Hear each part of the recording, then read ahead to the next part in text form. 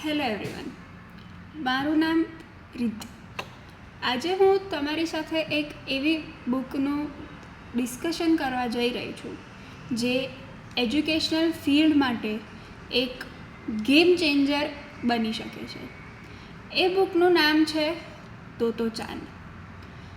આ બુક એક સિમ્પલ સ્ટોરીમાં નથી, પણ એક એજ્યુકેશનલ જર્નીના રિલેટેડ છે. આ બુક બેઝિકલી ફોકસ કરે છે ચિલ્ડ્રનના લર્નિંગ્સ પર, ક્રિએટિવિટી પર અને ફ્રીડમ ઓફ એક્સપ્રેશન ઉપર. એક નાની છોકરી તોતો ચાન અને એની યુનિક સ્કૂલ.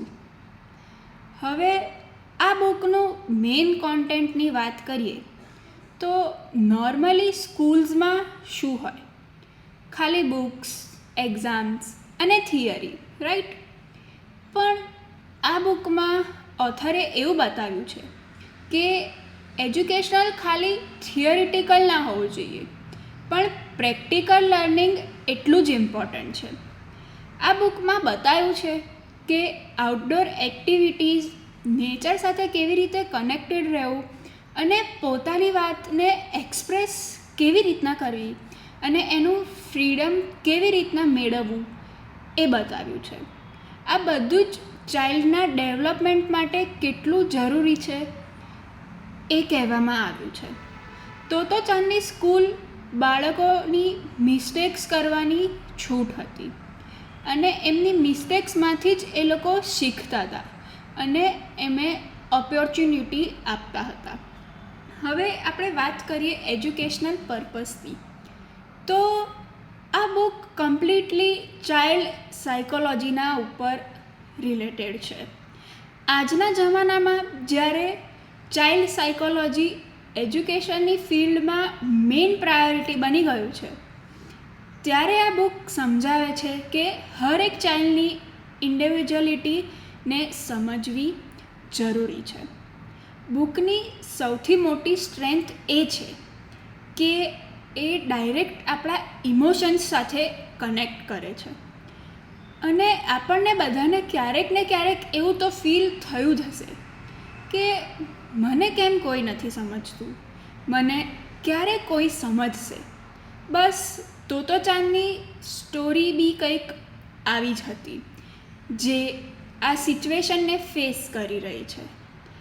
હવે આપણે આજના કોન્ટેક્સ્ટમાં જોવા જઈએ તો આ બુક આજના પેરેન્ટ્સ અને ટીચર્સ બેઉ માટે બહુ જ રેલેવન્ટ છે. આ એન્કરેજ કરે છે અને ફોકસ બી કરે છે ઇમોશનલ ઇન્ટેલિજન્સ પર અને ક્રિએટિવિટી પર. આજના કોમ્પિટિશનમાં આપણે બાળકોની ક્રિએટિવિટીને દબાવીએ છીએ, પણ આ બુક એવું કહે છે કે લેટ ધેમ બ્લૂમ. હવે પર્સનલી મેં આ બુક જ્યારે વાંચી ત્યારે મારું રિફ્લેક્શન આ બુક પર કંઈક એવું હતું કે બાળકોની જે મિસ્ટેક્સ છે તો એમને કરવા દો, એ લોકોને ડિસ્કરેજ ના કરશો. એ લોકોને એવું શીખવાડો કે અગર આપણે ભૂલ કરી તો એમાંથી ઓપોર્ચ્યુનિટી ગોતો અને એક પોઝિટિવ માઇન્ડસેટ ક્રિએટ કરો.